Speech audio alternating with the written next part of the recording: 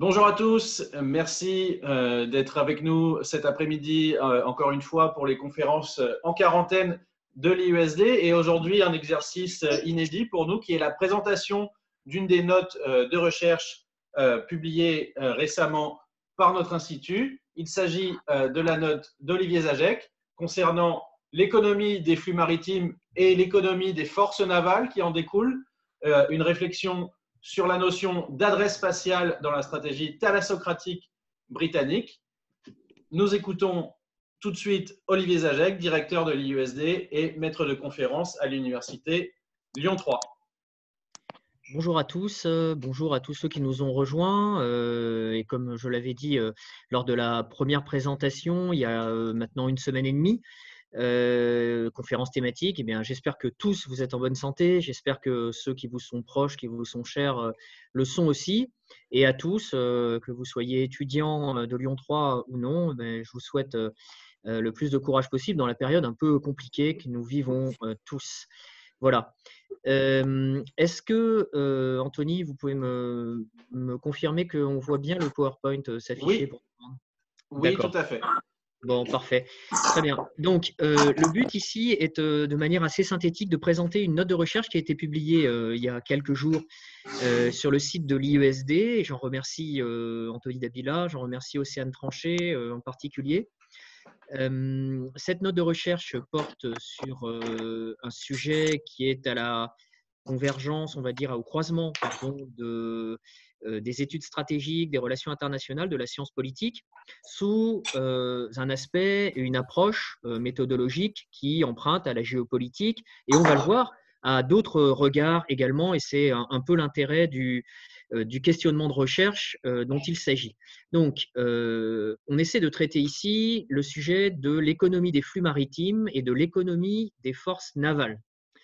Et à travers une réflexion sur la notion d'adresse spatiale dans la stratégie thalassocratique britannique, envisagée du point de vue historique, 19e, 20e siècle, on essaie d'approcher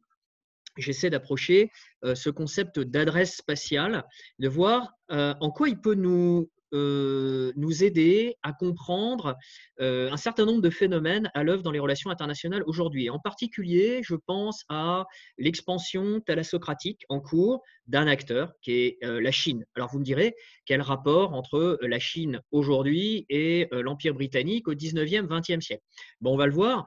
Le but, c'est dans une approche à la fois transposée et comparée, d'utiliser un certain nombre de concepts qui nous viennent à l'esprit ou que l'on peut bâtir à partir d'une étude historique de l'expansion thalassocratique et impériale britannique et de les appliquer justement à un phénomène très actuel qui a sa propre singularité. Mettons par exemple l'expansion impériale navale et maritime chinoise, mais ça peut être aussi bien d'autres sujets, en essayant de mieux comprendre justement et de mettre en perspective ces phénomènes actuels à la lumière de leçons que l'on peut tirer de l'histoire et d'une transposition qui nous vient de l'observation de phénomènes anciens.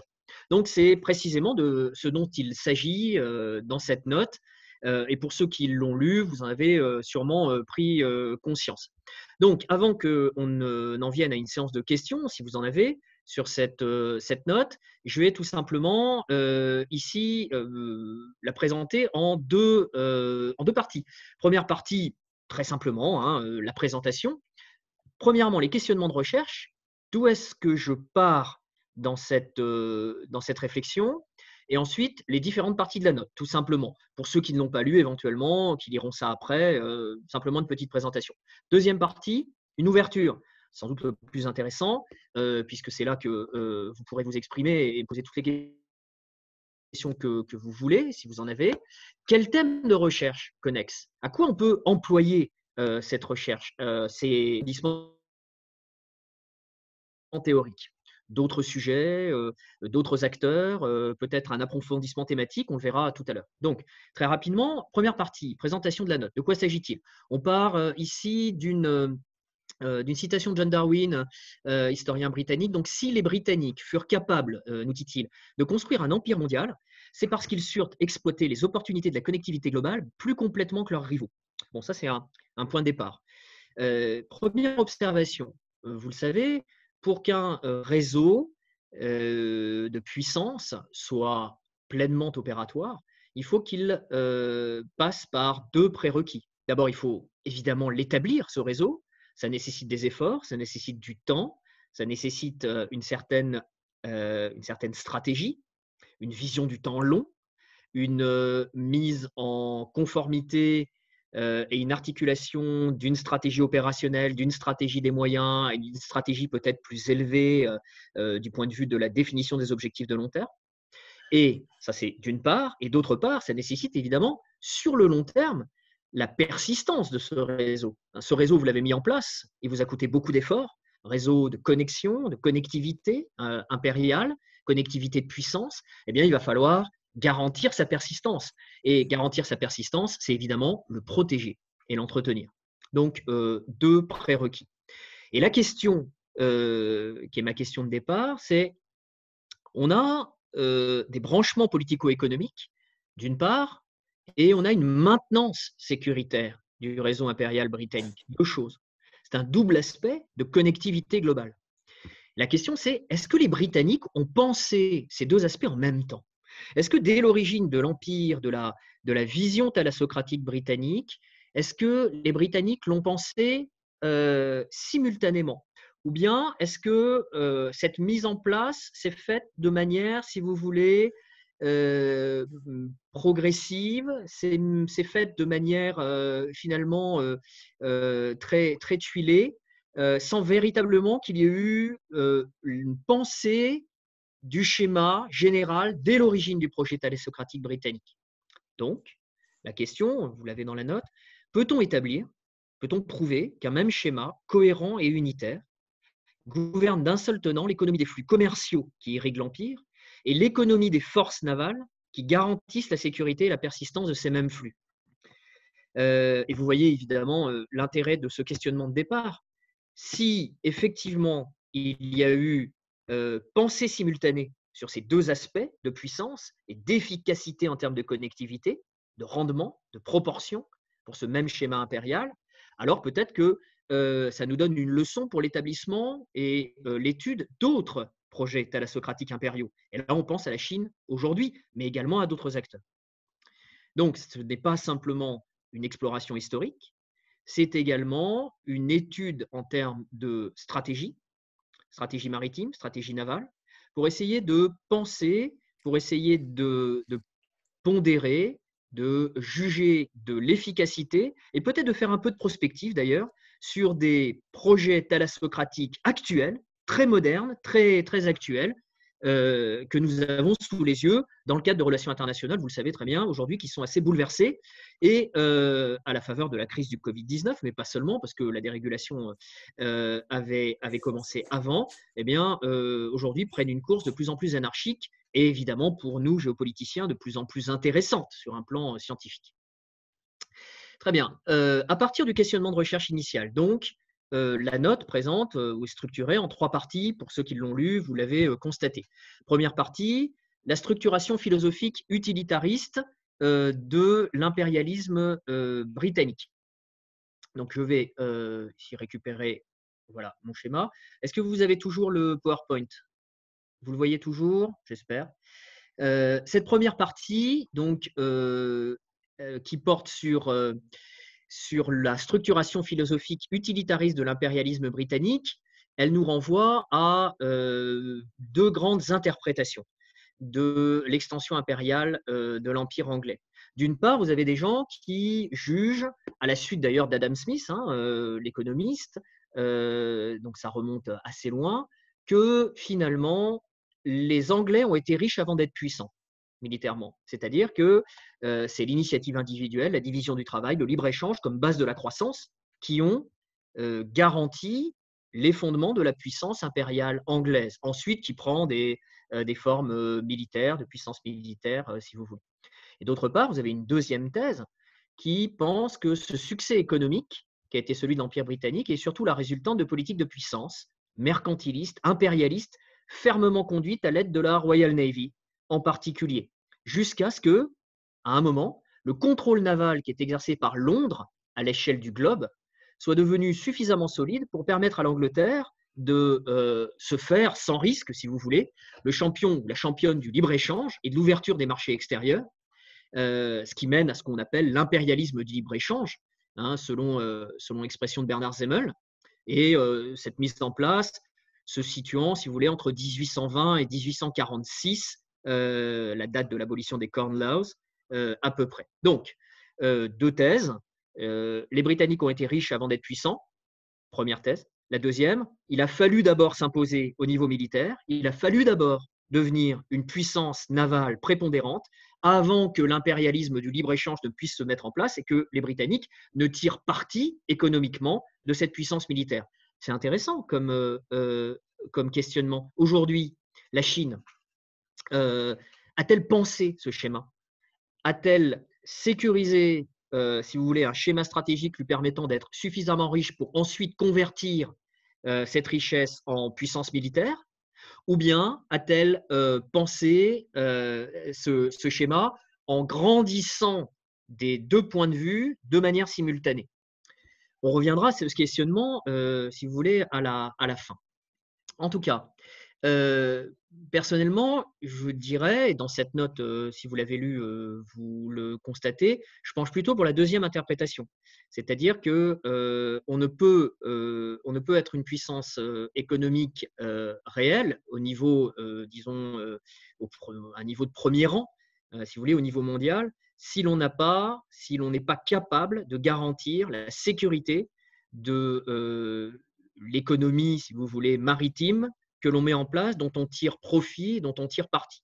Donc, il ne suffit pas d'être seulement riche, il faut être puissant. Donc, la Royal Navy, si on prend l'exemple anglais, serait le premier, on va dire, le prérequis de mise en place de la thalassocratie anglaise et de la richesse anglaise dans l'histoire.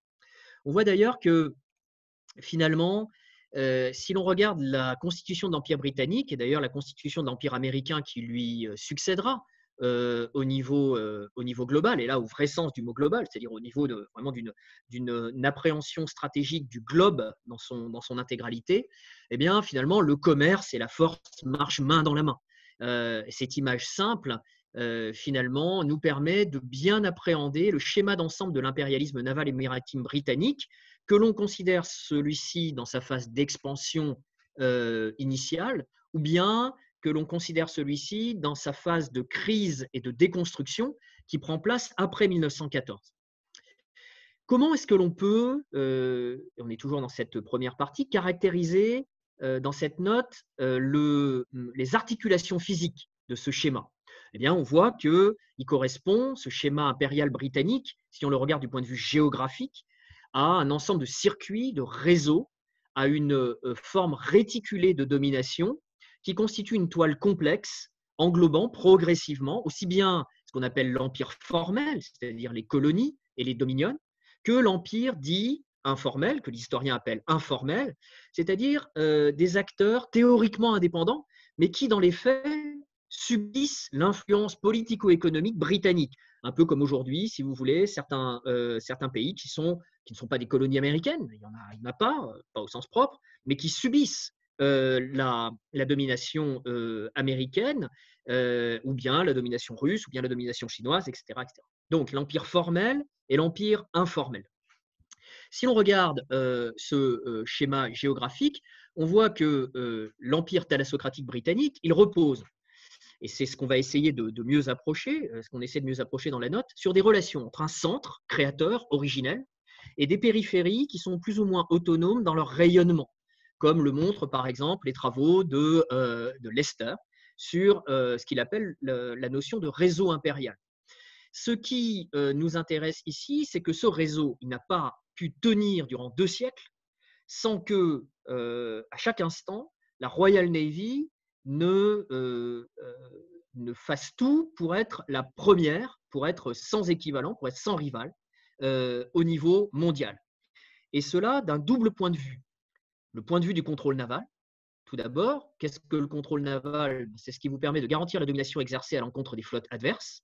Et deuxièmement, le point de vue des actions amphibies facilitation d'actions amphibies qui garantissent l'accès aux zones côtières, amies d'ailleurs, comme adverses.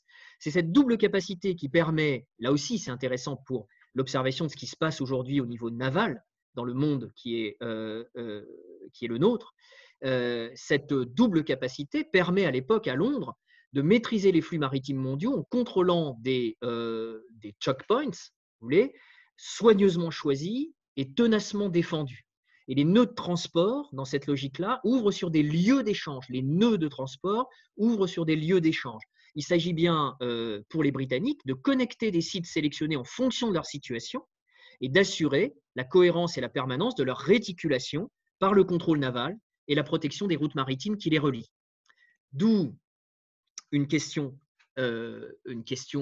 qui se présente à ce moment-là, c'est finalement de quelle façon s'est passé ce processus de sélection. Et là, on arrive au cœur de la réflexion de cette note de recherche. De quelle façon s'est passé ce processus de sélection? L'hypothèse ici, c'est que cette sélection s'est faite de manière utilitariste. Ce qui est intéressant, c'est que l'utilitarisme, il n'est pas seulement économique. Vous savez bien que l'utilitarisme, c'est une théorie, ça va renvoyer à Bentham, Jeremy Bentham par exemple, mais aussi à John Stuart Mill et à d'autres auteurs. C'est une notion que l'on connaît bien en matière économique. Ce qui est intéressant, c'est d'essayer de dériver, me semble-t-il, les effets de l'utilitarisme dans l'ordre spatial et stratégique. Et ce n'est pas forcément très souvent fait. Alors, qu'est-ce qu'on peut dire de l'utilitarisme anglais et de son rapport à l'extension impériale? On est toujours dans le premier point de cette note. Et finalement, on voit que si on réfléchit en termes utilitaristes pour essayer de comprendre les nodalités, la connectivité et la logique d'ensemble du réseau impérial maritime britannique, eh bien, on distingue un lien entre l'idéologie, car l'utilitarisme est une idéologie, en termes philosophiques, en termes économiques, mais aussi en termes stratégiques. Ce que j'essaie de montrer ou de suggérer, eh bien, on distingue un lien entre l'idéologie et l'extension impériale. Alors, ça a été suggéré dans un certain nombre de travaux, comme ceux de Bernard Semmel, que j'ai déjà cités, comme ceux de David Armitage en particulier, et à travers les travaux pour ceux qui s'intéressent à ces sujets, de Robert Travers, qui sont consacrés au regard culturel britannique relatif à la conquête de l'Inde. Qu'est-ce qu'on voit si on suit ce schéma de pensée et cette hypothèse? C'est que durant la première phase de l'expansion maritime anglaise, les responsables de ce schéma impérial ont partagé une même vision pragmatique qui finalement était très méfiante à l'encontre de la colonisation. Contrairement à ce qu'on peut avoir dans la tête, au début, si vous voulez, de l'extension impériale britannique, eh bien, du fait d'une idéologie et d'une vision du monde utilitariste sur le plan philosophique et sur le plan économique, eh bien, les Anglais se sont particulièrement méfiés de l'accumulation, si vous voulez, coloniale. La possession, la colonisation, les gouvernements et les défenses de territoire, pour eux, entraînaient, là je cite Daniel Borth, des coûts déraisonnables et inutiles. Et donc, les Anglais, en fait, les ont évités, aussi longtemps que le commerce pouvait être assuré par d'autres voies. Et là, très clairement, le réseau impérial britannique, si vous voulez, thalassocratique, au départ, il suit parfaitement une idéologie, une philosophie utilitariste, et en particulier celle de Jeremy Bentham. Bentham était, comme certains d'entre vous le savent bien, finalement un très grand adversaire de la colonisation. Contrairement là aussi à ce qu'on peut parfois penser, Bentham écrit un certain nombre de pamphlets anticoloniaux en avertissant l'Angleterre, son pays, en disant il ne faut pas qu'on accumule des colonies. Il faut qu'on puisse accéder à tous les marchés du monde. Il faut qu'on puisse se brancher un peu partout, si vous voulez, brancher entre guillemets. Mais surtout pas d'accumulation de territoire qui entraînerait des coûts déraisonnables et finalement, en termes utilitaristes, n'aurait pas de justification. Donc, on en arrive bien à une logique qui repose sur un arbitrage à effectuer entre des rendements d'échelle croissants et les coûts de transport. Et ça nous renvoie à d'autres théories intéressantes à prendre en compte dans cette réflexion, en particulier au concept, et là on trouvera des auteurs plutôt allemands d'ailleurs, au concept d'optimum spatial. Ça renvoie à Weber, mais aussi à Christaller.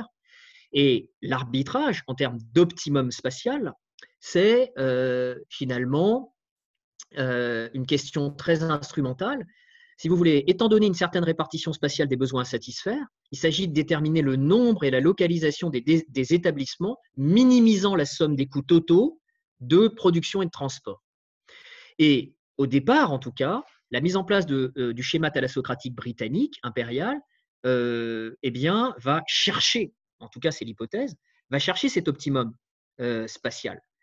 Et bien évidemment, ça, c'est simplement une première phase. Parce qu'au fur et à mesure que les Anglais rencontrent de plus en plus de succès dans la mise en place de ce schéma général, mondial, eh bien, il va y avoir une tentation. La tentation, ça va être celle du contrôle territorial. Et rapidement, la vision de Bentham et d'autres penseurs de l'utilitarisme, eh bien, elle va s'avérer très théorique. Dans ces conditions, les responsables de la technostructure, si vous voulez, britannique, impériale, à Londres, se posent une question. Et la question est la suivante. Est-ce qu'il faut abandonner la philosophie utilitariste pour bâtir l'empire, ou bien est-ce qu'il faut renoncer à l'empire pour demeurer utilitariste, en termes d'arbitrage, si vous voulez, dans le cadre d'une philosophie véritablement utilitariste? Bien, finalement, la réponse qui est trouvée, c'est ni l'un ni l'autre. Et pas mal d'utilitaristes britanniques de premier plan, par exemple des disciples de John Stuart Mill, de Bentham, comme John Stuart Mill, justement, ou bien et d'autres auteurs, mais passons sur les détails, eh bien, vont trouver une solution, si vous voulez, de moyenne portée, qui va consister à étendre la domination impériale britannique, à multiplier le nombre des colonies, des comptoirs, des marchés, des points contrôlés pour mettre en place une connectivité globale, en particulier sur le plan maritime et naval, tout en essayant de conserver un équilibre qui ne rende pas cette connectivité, ce schéma impérial trop lourd à porter, trop coûteux. Et dans un premier temps, la première partie de la mise en place de ce schéma général, eh bien, cette solution va fonctionner. Va fonctionner et finalement, on va voir se mettre en place une extension impériale, une stratégie de suprématie maritime, mais sans conquête inutile de territoire. Et on en arrive donc à la deuxième partie de la note qui essaie justement de, comment dire, de saisir la manière dont cet optimum territorial a été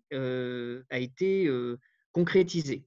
Donc, dans cette deuxième partie, sur la géostratégie navale et maritime britannique au XIXe et XXe siècle, les contours évolutifs d'une adresse spatiale utilitariste, eh bien, cette note essaie de préciser la notion d'optimum territorial, et en particulier à travers un concept que j'appelle le concept d'adresse spatiale.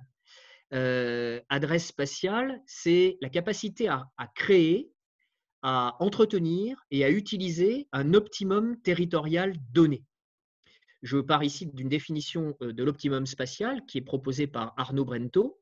L'optimum spatial serait la situation géographique qu'une société peut souhaiter raisonnablement atteindre à un moment de son histoire en fonction des conditions physiques dans lesquelles elle se déploie, des capacités techniques qu'elle détient, mais aussi des principes constitutifs qui la fondent. Et vous voyez, ce qui est intéressant, c'est les principes constitutifs qui la fondent. Et là, on renvoie aux origines philosophiques, aux origines idéologiques, finalement, du projet politique britannique, utilitariste, commercial en particulier, et qui marche main dans la main avec une suprématie militaire qui est là pour assurer la maintenance et la résilience d'un schéma commercial, d'un schéma de domination maritime, d'un schéma de prospérité qui se veut optimum. Alors, est-ce que les Britanniques réussissent à atteindre un optimum? Est-ce qu'ils font preuve d'une adresse spatiale spécifique? Je pense que cette hypothèse est une hypothèse forte. Lorsqu'on se penche sur la manière dont ils ont organisé leur empire, on voit qu'ils ont besoin de connecter 3 dimensions, la dimension du marché, la dimension des transports et la dimension de l'administration. Et que ces 3 dimensions, il faut les faire vivre, si vous voulez, à travers l'organisation des flux qui irriguent un empire mondial. Et dans ce cas-là, c'est la question des distances qui devient essentielle. Et on se rend compte que finalement, c'est comme un organisme, si vous voulez. Pour que cet organisme se soutienne, pour qu'il soit puissant, il faut que le cœur qui l'irrigue ait une fonction, si vous voulez, de pompe suffisamment puissante, suffisamment fonctionnelle pour renvoyer le sang jusqu'à l'extrémité, aux extrémités de l'organisme. Et finalement, la puissance du cœur impérial, Londres donc, l'Angleterre, n'est pas suffisante pour pomper et renvoyer le sang dans un organisme aussi démesuré, même en tenant compte de l'homogénéité de l'espace maritime dominé par la Royal Navy. Et l'on voit, lorsqu'on essaie de modéliser la logique générale de ce fonctionnement thalassocratique, que l'Inde, le Raj, la perle de l'Empire, c'est l'Inde qui apparaît comme le cœur secondaire autour duquel s'organise la moitié de la logique d'ensemble de l'adresse spatiale britannique. Alors je passe sur les détails, vous les avez dans la note. J'ai essayé de lister toutes les stations navales britanniques et leur évolution à travers l'histoire et la manière dont c'est reconfiguré de manière souple ce fonctionnement nodal, ce fonctionnement réticulaire.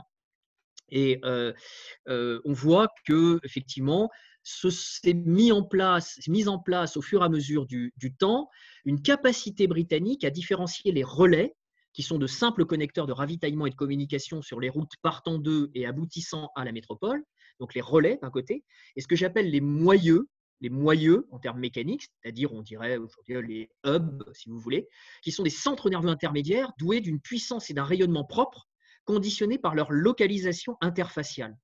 Et de ce point de vue-là, l'Inde n'est pas seulement la perle de l'Empire, dans une vision un peu poétique, un peu à la Disraeli, si vous voulez, à la Kipling.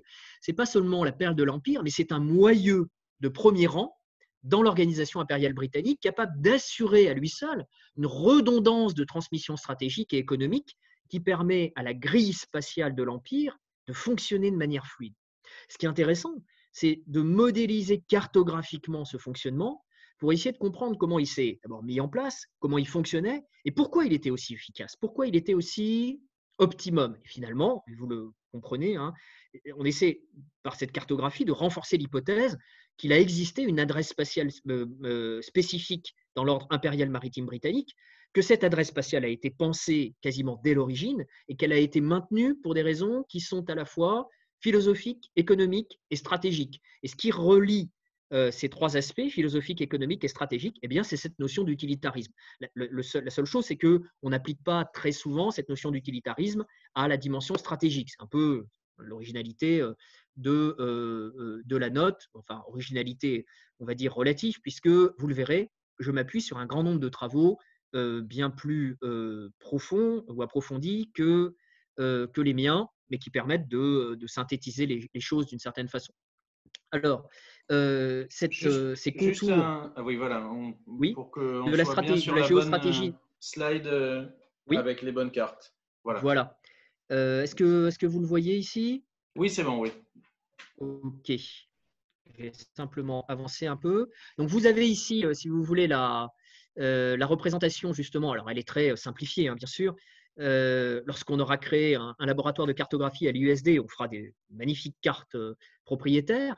En attendant, j'ai fait quelque chose ici de très synthétique qui essaie de modéliser justement les moyeux réticulaires stratégiques de premier rang. Donc ici, la métropole et le Raj indien. Ce que j'appelle les marchés de premier rang de l'empire formel et informel. Et enfin, les connecteurs des espaces fluides, c'est-à-dire ce que l'amiral Fisher appelait les 5 clés de la stratégie mondiale, Douvres, Gibraltar, Suez, Le Cap, Singapour en l'occurrence. Et alors, pour ceux qui seraient éventuellement intéressés dans la note, j'essaie de saisir l'évolution, si vous voulez, de ce qu'on appelle les stations navales de la Royal Navy jusqu'au début du XXe siècle, pour essayer de comprendre la manière dont c'est configuré cette adresse spatiale et ce schéma thalassocratique. Bien. Donc, je passe donc à la suite. La troisième partie, c'est tout simplement l'affaiblissement de ce schéma, les circonstances finalement de la perte relative par les Britanniques de l'adresse spatiale, de leur adresse spatiale. Adresse, hein, vous avez compris, c'est au sens de quelqu'un qui est adroit, la capacité à mettre en place et à gouverner et à entretenir adroitement un optimum territorial. Je pense que c'était clair. Donc, troisième partie de la note, circonstances de la perte relative par les Britanniques de leur adresse spatiale au tournant des 19e et 20e siècles. Je passe ici finalement rapidement. À partir, si vous voulez, je serai très bref, des années 1870-1880, on voit que l'autolimitation dans l'espace qu'avaient jusqu'ici observé les Britanniques et qui traduisait géostratégiquement la notion d'allocation optimale des ressources, eh bien, n'est plus aussi centrale dans le projet dynamique qu'est le système monde britannique. C'est exactement la période, pour ceux qui s'intéressent à la géopolitique, où les travaux de Mackinder, d'Alford Mackinder, reçoivent un écho remarqué au Royaume-Uni. Que dit Mackinder? Mais vous le savez bien tous, c'est que finalement, les sources de la puissance ne se basent pas seulement ou surtout sur la supériorité maritime, mais qu'à long terme, ces sources de la puissance sont fondées sur le contrôle des masses continentales, à condition, bien sûr, hein, vous connaissez la théorie du Heartland en particulier, que ces masses continentales soient désenclavées et innervées. Hein, ça renvoie aux travaux de Mackinder sur le transsibérien, la menace russe, etc., etc. Je ne vais pas plus loin là-dessus. Et il y a un basculement, si vous voulez, à ce moment-là.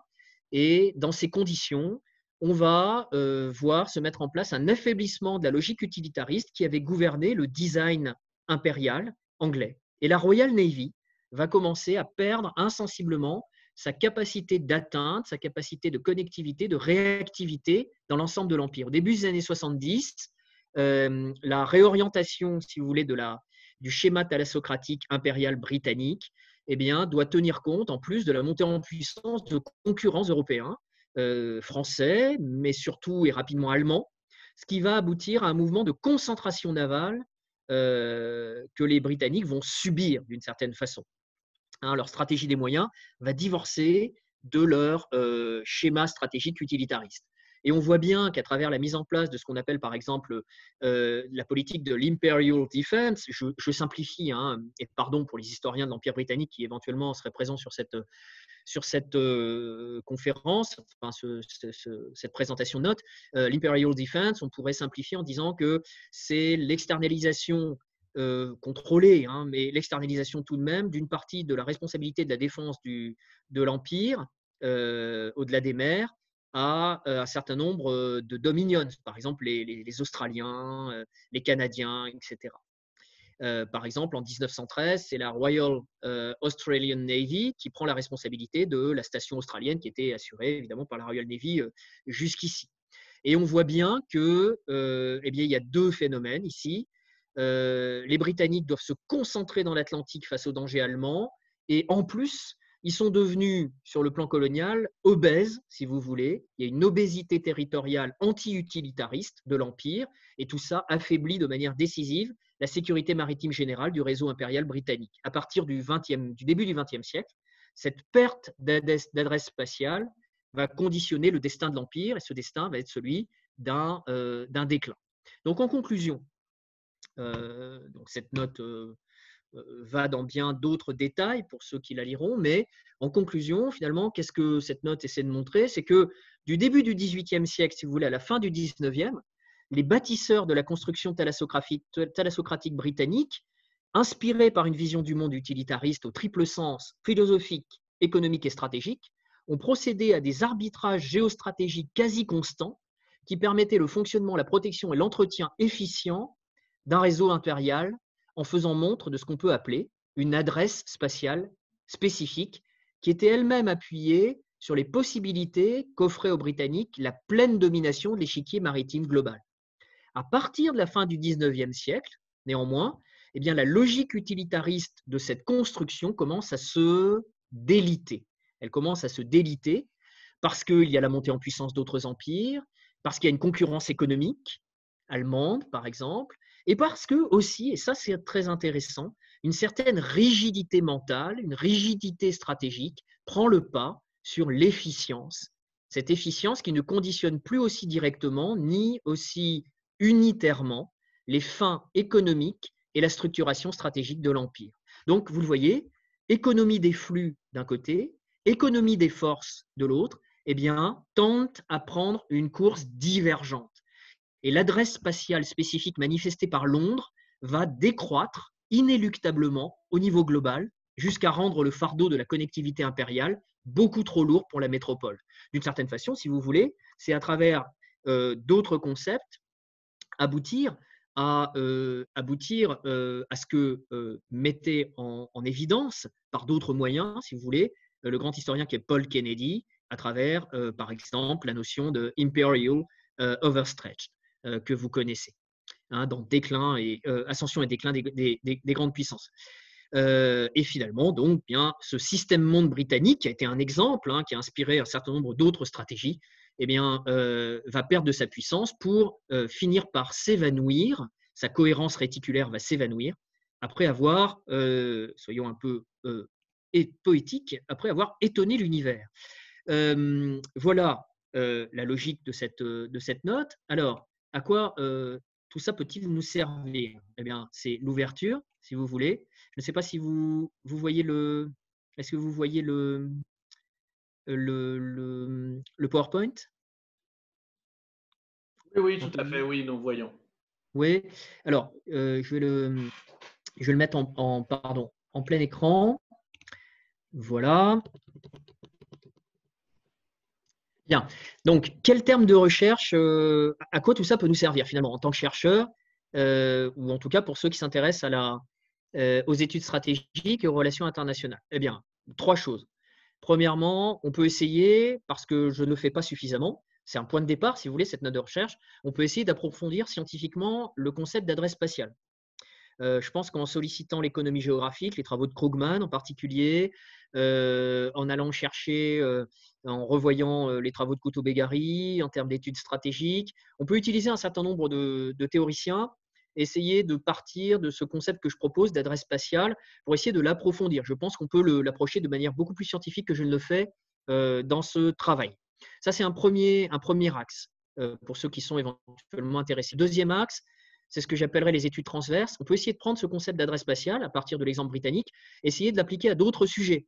Par exemple, comment en Russie aujourd'hui, le pouvoir reverticalisé à partir du projet poutinien redéploie ou réorganise l'espace qui est celui de l'océan terrestre russe, de la Fédération de Russie.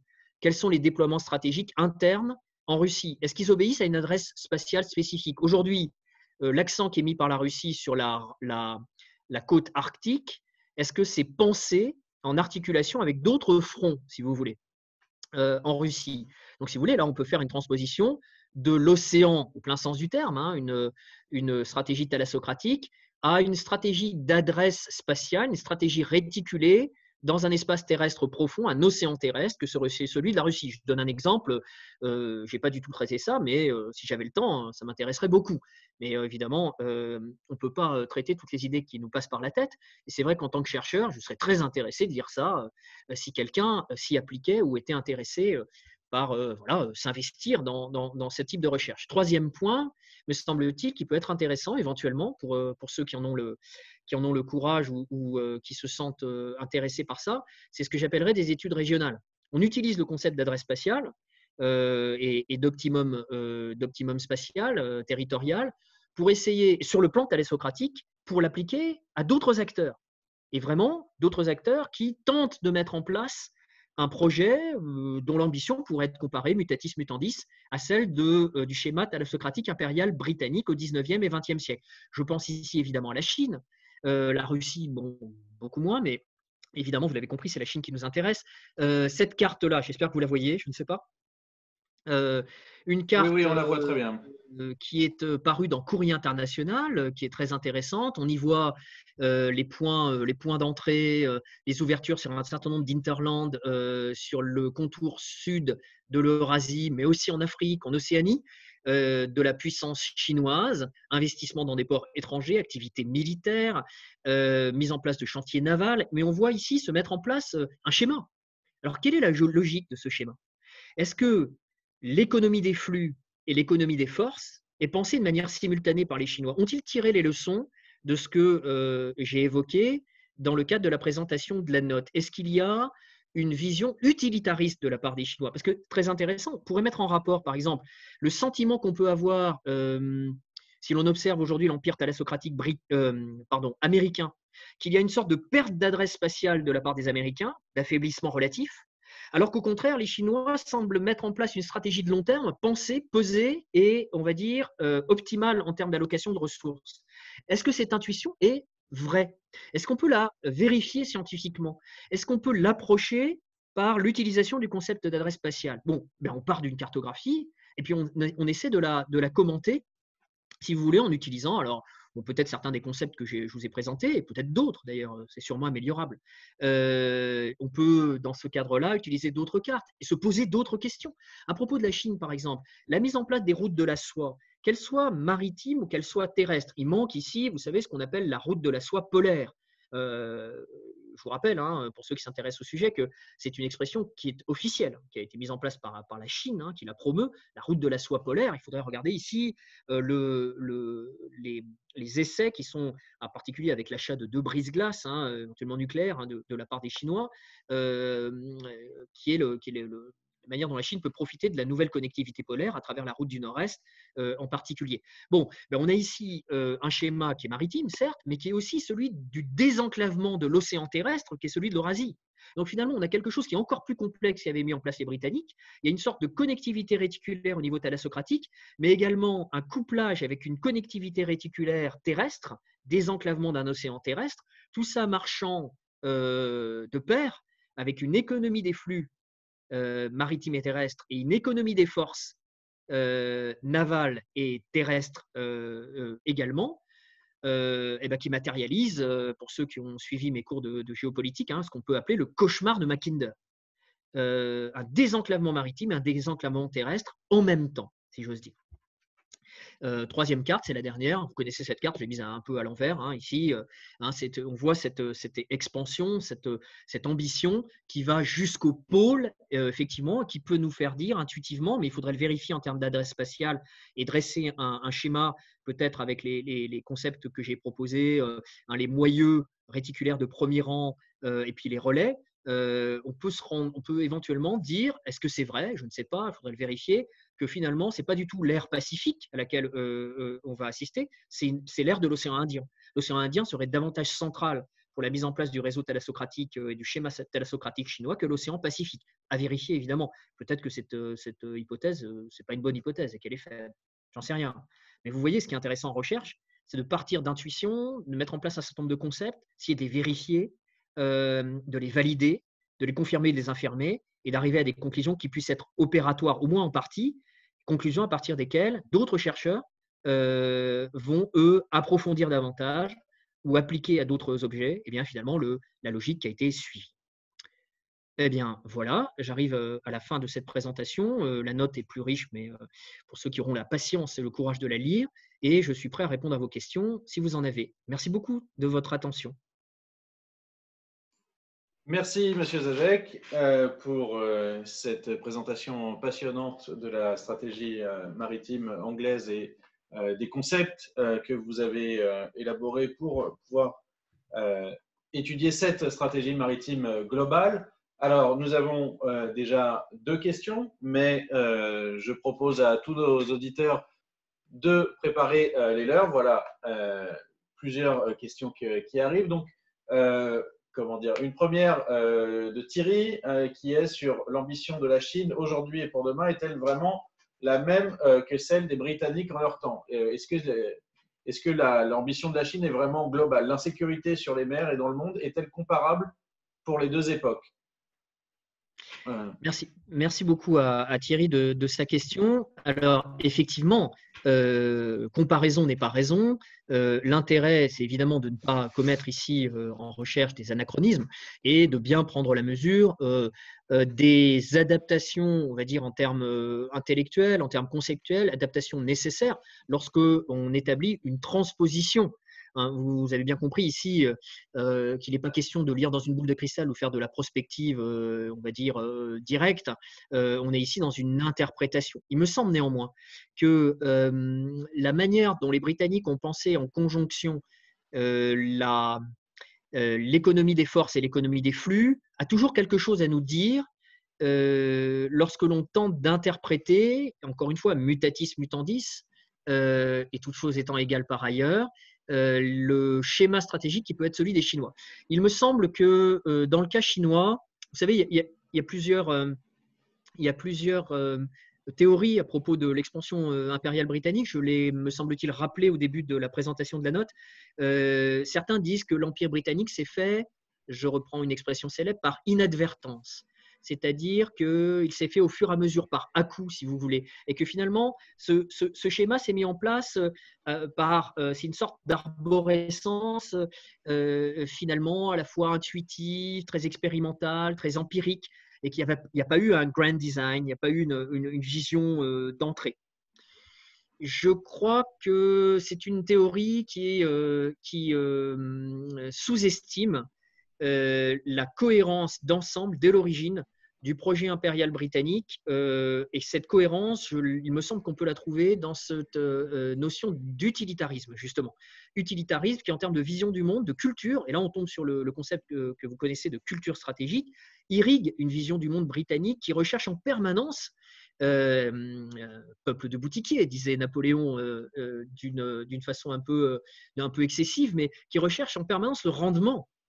Et le rendement, il est recherché à travers la proportion, c'est-à-dire l'allocation optimale des ressources. Donc, il me semble qu'il y a bien dans ce schéma une conjonction entre et un rapport entre économie des flux et économie des forces, de manière à atteindre une allocation optimale des ressources. Eh bien, il me semble que dans la vision chinoise, qui est une vision de long terme, une vision qui réfléchit non pas à 10 ans, à 5 ans, comme une certaine génération de la gouvernance managériale le fait en Europe depuis les années 70, et malheureusement, on voit que ça aboutit à un certain nombre de cul-de-sac. Le mois dernier nous en a donné un certain nombre d'illustrations. Eh bien, les Chinois, contrairement à cette vision, réfléchissent à long terme. Ce n'est pas 10 ans, c'est 50 ans, c'est 100 ans. Et que si on part de cette hypothèse-là, il me semble que c'est une hypothèse assez forte. Hein. On pense tous à la date de 2049, qui est une date à la fois symbolique et une date extrêmement réelle pour la mise en place d'un schéma général stratégique chinois. Eh bien, on peut effectivement tirer un certain nombre de leçons du schéma stratégique thalassocratique britannique et l'appliquer à ce que pourrait être, avec sa singularité, avec son originalité, avec sa spécificité, le schéma thalassocratique chinois qui, me semble-t-il, se met en place sous nos yeux. Il se met en place rapidement. Sa mise en place, sa structuration sont exponentielles. Et il me semble il peut être utile de s'appuyer sur cette transposition historique pour penser à la fois l'efficacité relative de ce schéma, les raisons pour lesquelles il peut être efficace, et également ce qui le menace dans les années qui viennent. C'est-à-dire que les Chinois, comme d'autres, peuvent être touchés par une sorte de passage d'un point culminant au sens clausewitzien, mais ici on l'appliquerait au schéma thalassocratique, si vous voulez, une sorte d'hubris, une sorte de démesure qui les mènerait à une surextension impériale et finalement à une faiblesse face à la coalition d'autres intérêts et d'autres puissances ascendantes ou puissances sur le déclin qui s'allieraient ou qui se coaliseraient pour affaiblir finalement la réactivité de la marine chinoise, l'efficacité du réseau impérial et thalassocratique chinois dans les années à venir. Il me semble qu'on peut, tirer des leçons et interpréter à partir de cette transposition. Merci. Une autre question. La puissance économique d'un pays n'est-elle pas en rapport avec sa densité? Car plus le pays est grand, plus il y a de citoyens, et plus il y a de citoyens, plus il y a de participants à l'économie du pays. Finalement, est-ce que les pays les plus denses resteront toujours les superpuissances économiques? C'est une question intéressante qui nous renvoie à la thématique du déterminisme du conditionnement, en particulier dans la méthode d'approche géopolitique. Vous savez que au fur et à mesure que s'est constituée la méthode d'approche géopolitique, il y a eu un certain nombre de critiques, en particulier sur le déterminisme trop important de cette méthode d'approche. Vous savez qu'il y a eu des développements théoriques sur la forme parfaite que doit avoir un pays. Alors certains disaient plus la forme d'un pays s'approche du cercle, plus ce pays est facile à défendre, à condition que les centres de gravité soient le plus proches possible du centre de cette forme finalement de cercle. Et finalement, plus le pays sera protégé, plus le pays donc sera puissant, etc. Bon, on entre ici dans une forme de déterminisme qui est beaucoup trop, enfin qui est excessive évidemment, et qui a donné lieu à des critiques effectivement à la fois fondées et faciles de la méthode d'approche géopolitique. Ce déterminisme, il me semble qu'il faut s'en éloigner. Et comme je le répète, me semble-t-il souvent, en tout cas les étudiants qui sont peut-être en ligne en ce moment ne me démentiront pas, il faut en venir à la notion de conditionnement. Il y a effectivement des facteurs qui, donc liés à la localisation, liés à un certain nombre de critères qui sont des critères de force, lié à la population, à sa répartition, à sa cohésion, à sa homogénéité, etc., qui effectivement sont des facteurs de force pour un certain nombre d'acteurs, de groupes politiques organisés sous forme étatique ou pas. La densité de la population, oui. En même temps, si l'on regarde par exemple deux pays à la superficie complètement différenciée, prenons la Chine et les Pays-Bas, on pourrait dire que oui, en tout cas sur une moitié de la Chine, hein, il y a une densité absolument extraordinaire. Dans les Pays-Bas aussi, ce sont deux puissances économiques importantes. Est-ce que vraiment on peut en tirer des conclusions définitives? Je ne pense pas. L'Inde a, me semble-t-il, une densité importante également.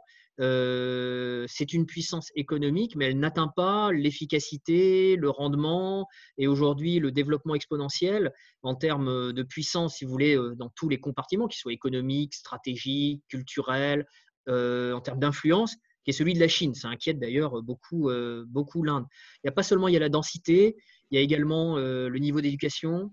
Il y a également l'investissement de long terme dans la recherche, la technologie.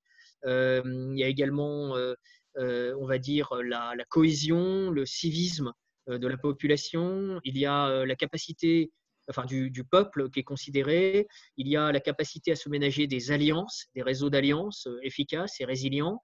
Il y a, etc., etc. Donc, je pense qu'il faut regarder davantage les combinatoires de puissance plutôt que les simples critères de force.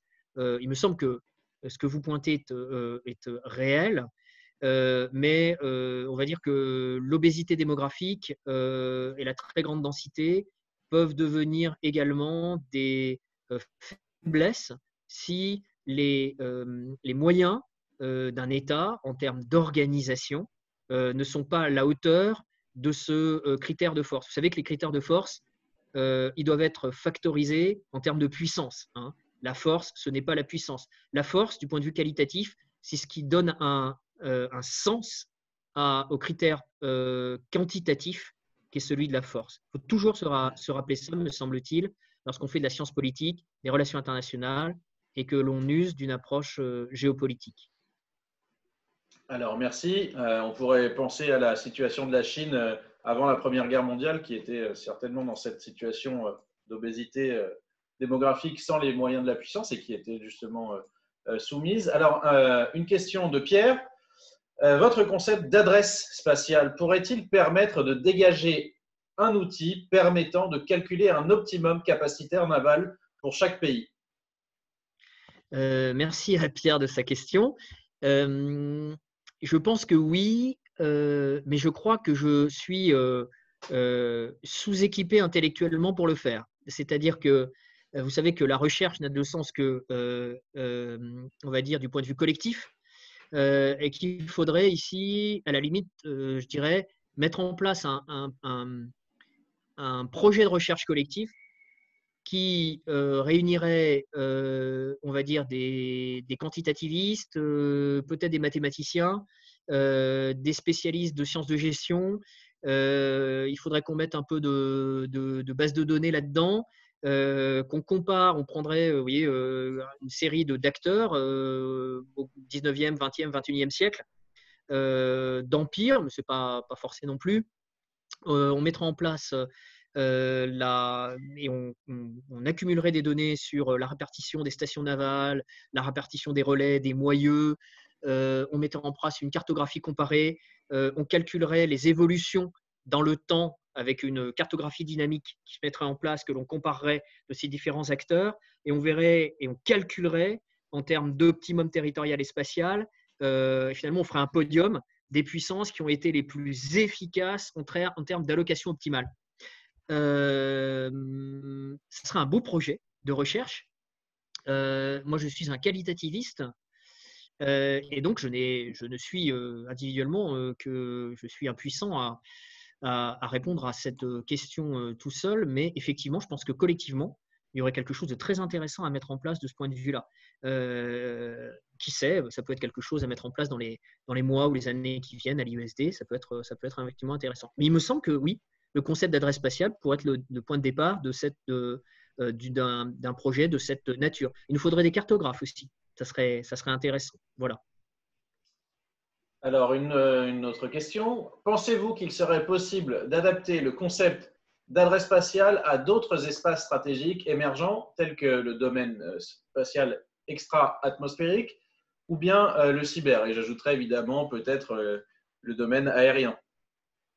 Ah, c'est vraiment intéressant ça. J'y avais pas du tout pensé. Je vous avoue, dans le domaine cyber, je n'en suis pas sûr parce que pour moi, le cyber, c'est une fonction, si vous voulez, transverse. Ce n'est pas un milieu stratégique au sens physique pour moi, mais évidemment, hein, vous savez que le débat est ouvert là-dessus, que tout le monde n'est pas d'accord et qu'il y a des bons arguments de chaque côté. Mais pour moi, je me répète encore une fois, mais il y a 4 milieux stratégiques. Le dernier qui s'est structuré, qui a été mis en place, étant le milieu stratégique spatial, hein, donc terre, mer, air et espace extra-atmosphérique. Et que le cyber est un milieu qui concerne ces 4 milieux physiques, qui les traverse et qui les relie. Une sorte de glue, si vous voulez, de colle du point de vue de la connectivité qui va relier ces 4 milieux stratégiques physiques, même l'espace extra-atmosphérique et l'air. Bien sûr, ce sont des milieux fluides, homogènes, mais vous pouvez, il y a des coordonnées, vous pouvez les caractériser physiquement. Une orbite moyenne, haute, géostationnaire, ce sera pas, voilà, ce ne sont pas les mêmes caractéristiques. Les points de Lagrange, ce sont des points qui sont caractérisés physiquement. La tyrannie de la distance, elle joue dans ces milieux physiques. Le cyber, peut-être qu'on peut l'envisager autrement. Bien entendu, je corrige et je critique ma propre vision ici. Vous pourrez dire, oui, mais le cyber, lui aussi, il est dépendant de points d'accroche physique, le réseau des câbles sous-marins, etc., etc. Et bien entendu, je suis d'accord. C'est intéressant. Merci à celui qui pose ou à celle qui pose cette question. C'est intéressant et je pense qu'il y a quelque chose à creuser, effectivement, en termes d'adresse spatiale. De ce point de vue-là, je dirais qu'il y aurait quelque chose à écrire là-dessus sur, par exemple, la stratégie qui consiste, vous savez, à ensemencer les orbites basses avec des méga constellations. Est-ce que c'est du point de vue de l'occupation, de la densité, du rapport à la fois la densité et la distance? Est-ce que c'est une stratégie qui est optimum?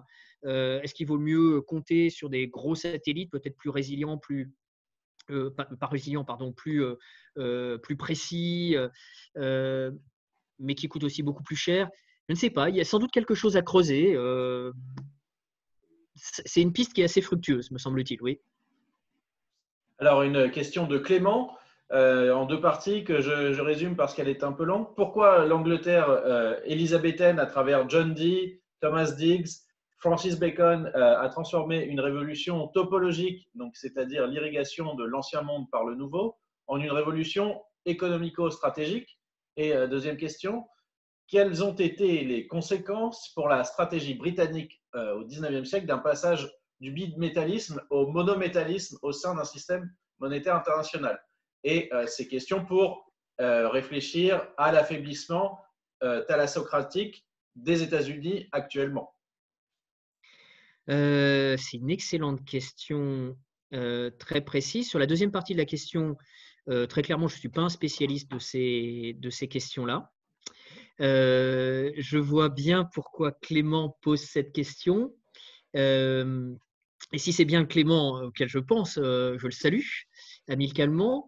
Il a raison, vous avez raison Clément de faire porter l'attention sur ces questions-là, ces questions monétaires, questions économiques, on va dire au sens plus monétaire, financier du terme, parce qu'on ne peut pas les séparer de la mise en place de ce schéma d'adresse spatiale thalassocratique impériale britannique.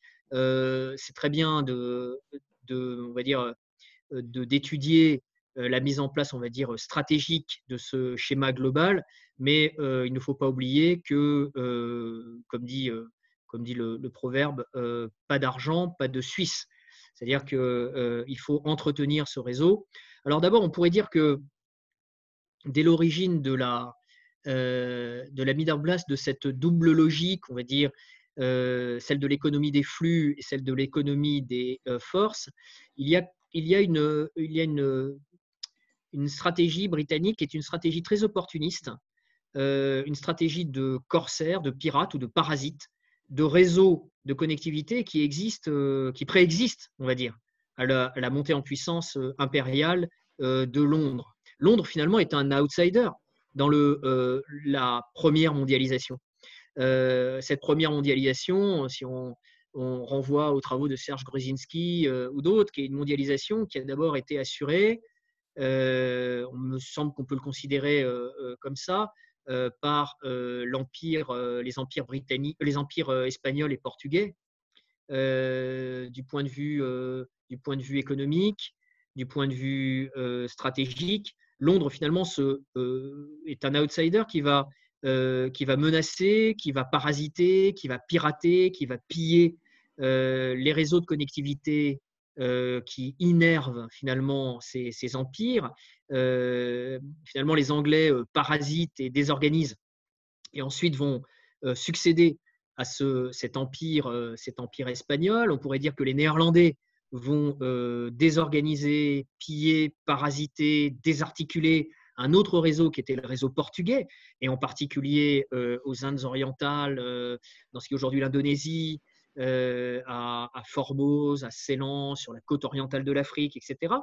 Donc on a finalement un processus successoral du point de vue stratégique, du point de vue économique, et on va voir, il faudrait creuser ça, mais finalement se mettre en place une logique, une double logique. Je maintiens ma théorie, ou en tout cas mon hypothèse, une double logique à la fois commerciale, économique et stratégique, qui est pensée, me semble-t-il, simultanément, qui se met en place de manière assez spécifique parce qu'elle reflète une singularité culturelle qui est celle du regard que porte sur le monde cette île qui est l'Angleterre, mais également qui reflète, il y a, si vous voulez, il y a translatio imperii via un certain parasitisme stratégique et économique, et il y a également, je dirais, imitatio imperii, c'est-à-dire que les Britanniques ont retenu les bonnes et les mauvaises leçons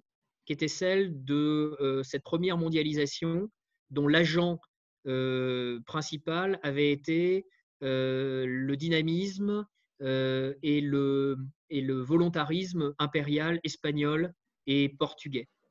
Donc, du point de vue économique comme du point de vue stratégique, finalement, les Britanniques, me semble-t-il, ont tiré des leçons de ce premier échec auquel ils ont participé d'ailleurs, puisqu'ils l'ont attaqué et qu'ils l'ont fragilisé, ce premier échec, de cette première mondialisation, de ces premiers empires, de cette première thalassocratie, on va dire ibérique, qu'ils ont pu observer Et je dirais du point de vue à la fois économique et stratégique. Et lorsqu'on regarde le point de vue économique, sur le point qui retient particulièrement votre attention et sur lequel vous avez travaillé, vous avez écrit, me semble-t-il, également sur le point de vue économique, je crois qu'on doit regarder, effectivement, vous avez raison, le point de vue financier et monétaire. Et je crois qu'ici, les Espagnols ont été un exemple que les Britanniques ont observé et qui n'ont pas voulu imiter. Voilà, bien évidemment, la limite de mon raisonnement, c'est celui tout simplement de ma spécialité. Et comme vous le savez, je ne suis pas économiste. Alors, nous allons voir deux dernières questions. Une autre de Thierry. Si la domination des mers reste un facteur de puissance, depuis ont été développées les voies ferrées et les voies aériennes. Ne faut-il pas prendre en compte l'ensemble des moyens de transport aujourd'hui pour apprécier l'adresse spatiale d'une puissance? C'est une excellente question. Évidemment, on est aujourd'hui sur une appréhension de la connectivité. Je relirai un peu la question de Thierry à une partie de la question qui a été posée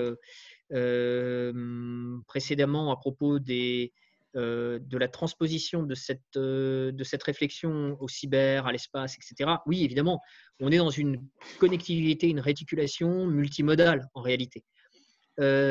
Tout de même, dans le cas chinois, par exemple, je suis assez frappé par la densité des travaux scientifiques, historiques, stratégiques qui ont été, que l'on peut observer depuis 25-30 ans dans l'université chinoise et dans les centres de recherche chinois à propos de la constitution et de l'émergence des grandes puissances à partir du XVIe siècle, si vous voulez, à l'époque moderne, XVIe, XVIIe, XVIIIe, dans l'histoire mondiale, et du rôle qu'a joué la puissance maritime dans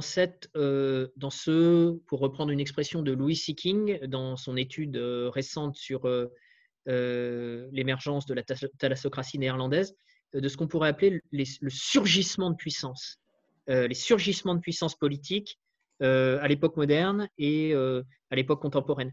Les Chinois ont observé de très près, il y a des émissions grand public de télévision, par exemple, sur ce sujet-là. Il y a eu des publications sans nombre sur ces sujets-là.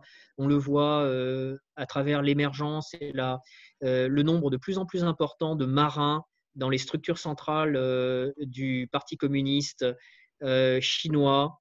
Il y a une prise en compte du rôle, non pas évidemment unique, de rôle non, même pas, on va dire, totalement central, mais du rôle en tout cas en partie moteur de la connectivité maritime dans l'émergence de la puissance. Parce que bien évidemment, la connectivité aérienne compte, les autres types de connectivité, mais du point de vue, si l'on part de l'hypothèse que l'économie des flux et l'économie des forces marchent ensemble dans un schéma d'adresse spatiale spécifique, alors c'est vrai que la mondialisation à laquelle on va dire que ça pourrait être la troisième mondialisation en fait réelle dans l'histoire, après celle du XVIe siècle, après celle qui précède immédiatement la Première Guerre mondiale, et celle que nous vivons, ou peut-être que nous avons vécu, on va voir de quoi vont être faits les 5-10 années qui viennent, eh bien, il y a quand même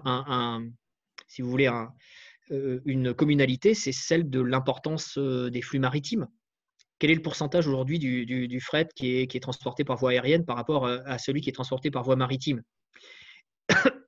Il me semble qu'il y a quelque chose ici d'assez logique et d'assez important à prendre en compte, c'est, on va dire, la centralité relative de la dimension maritime. Alors, bien entendu, et vous avez raison, il faut prendre en compte les autres types de connectivité et penser, c'est indispensable en termes multimodal, mais il me semble quand même qu'il y a une centralité relative de la dimension maritime, si du moins on souhaite réfléchir sur le parallélisme, économie des forces. C'est d'ailleurs un principe stratégique, l'un des principes de Foch. L'économie des forces et l'économie des flux eh bien, si on souhaite réfléchir sur cette simultanéité et cette articulation. Voilà. Mais bien évidemment, vous avez raison hein, sur cette nécessité de penser au-delà de la simple dimension évidemment maritime. Et enfin, une question d'Aziz. La raison de l'échec de la stratégie de l'Empire britannique au XXe siècle est-elle liée à la faiblesse de cette stratégie, justement, et à sa corruption, comme vous l'avez décrit, ou bien à l'émergence d'acteurs plus puissants qui ont perturbé cette stratégie? Eh bien, je dirais que ce sont les deux.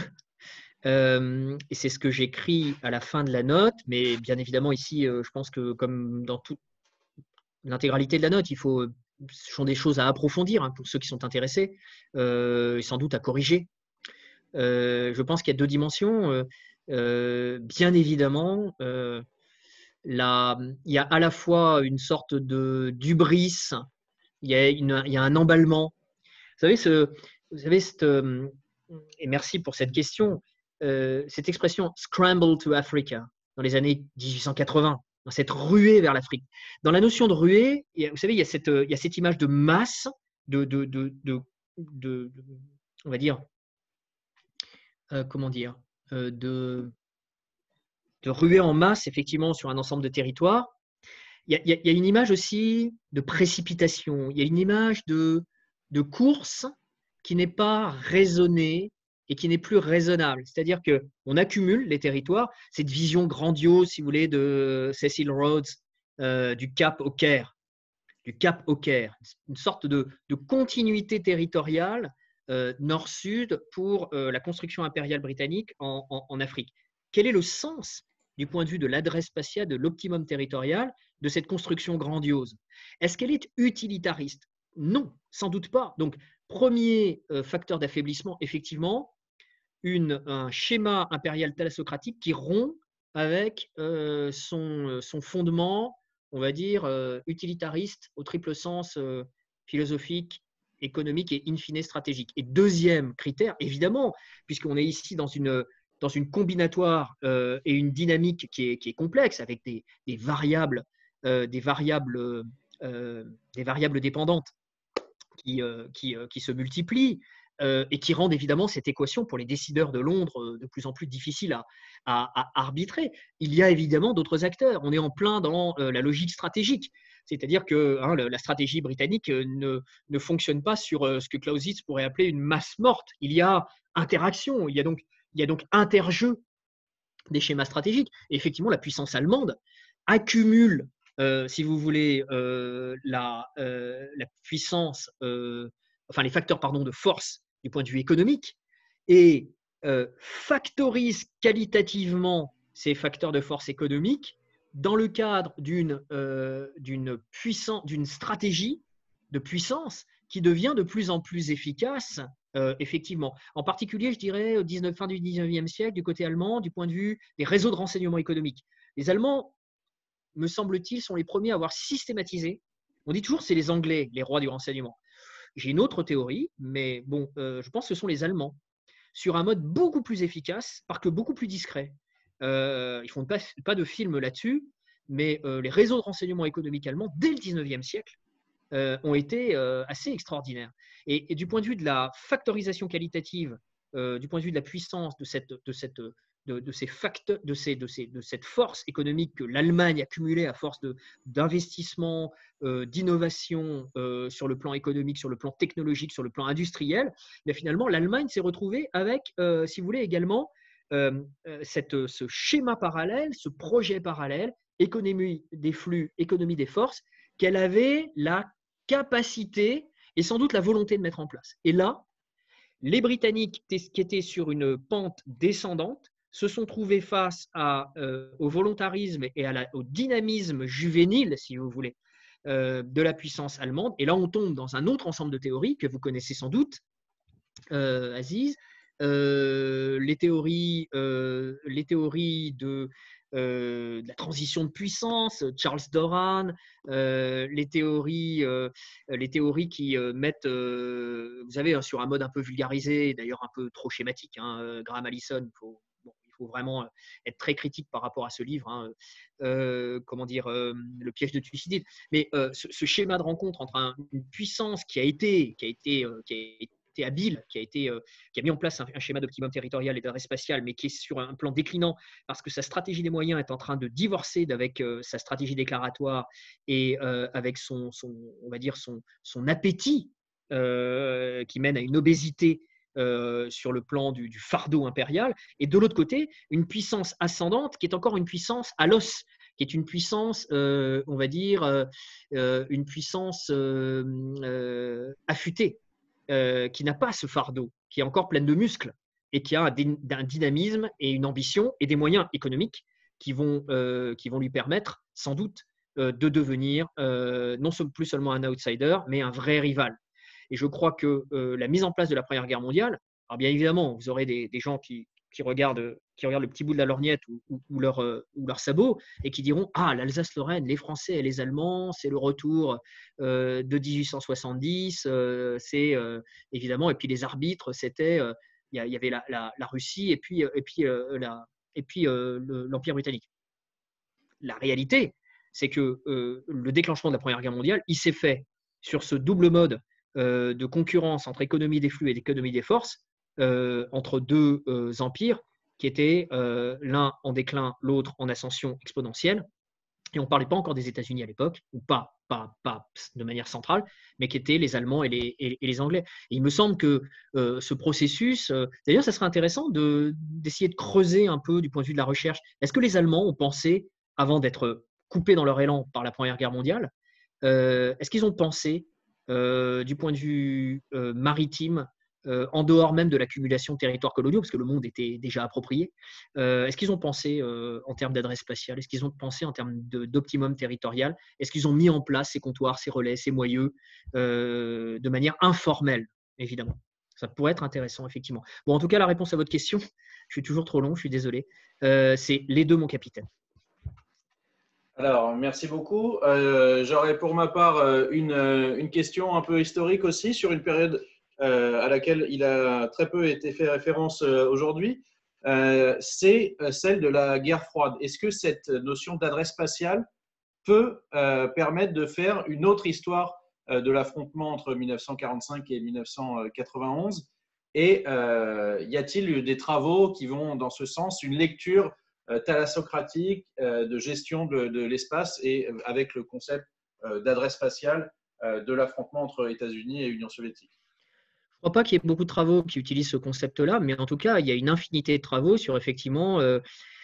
vous savez, vous lisez tous les ans les rapports sur Basis Realignment and Closure américain, BRAC. Du point de vue budgétaire, vous avez le Congrès, les puissantes commissions de la défense, des affaires étrangères du Congrès et de la Chambre des représentants au niveau aux États-Unis, qui regardent quelle est l'efficacité toute relative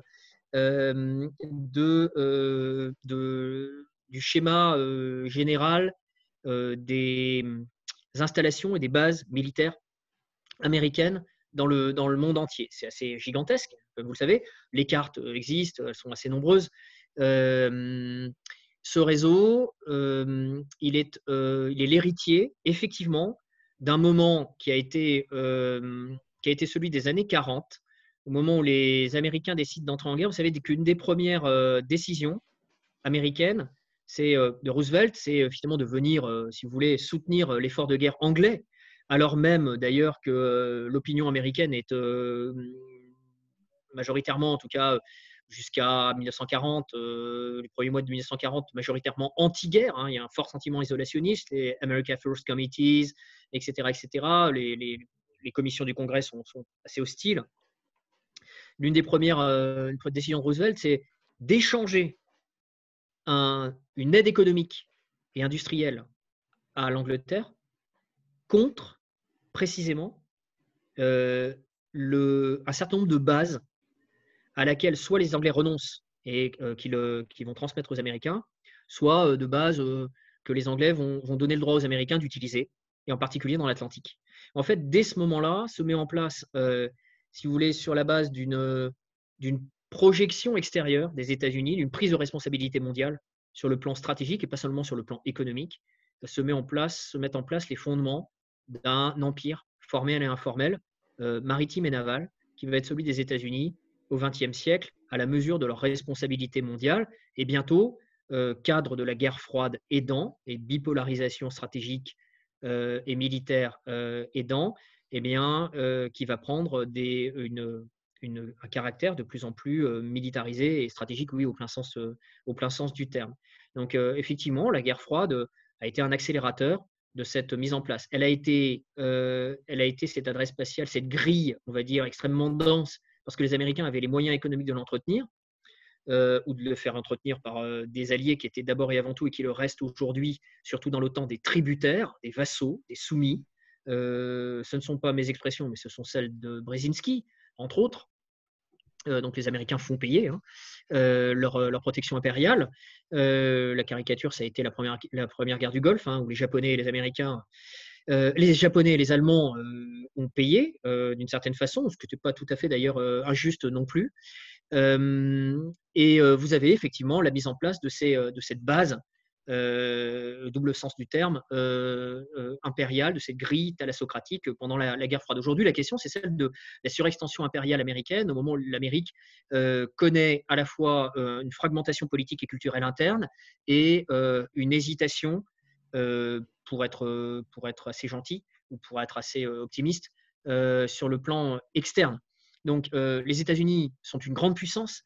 Les États-Unis sont une puissance qui reste, et pour encore bien des années, me semble-t-il, puis aussi qui ont une capacité de rebond, de renouvellement assez grande, qui reste une grande puissance maritime, une grande puissance navale, mais très clairement, aujourd'hui, le fardeau de l'extension mondiale stratégique américaine, il commence à devenir extrêmement lourd.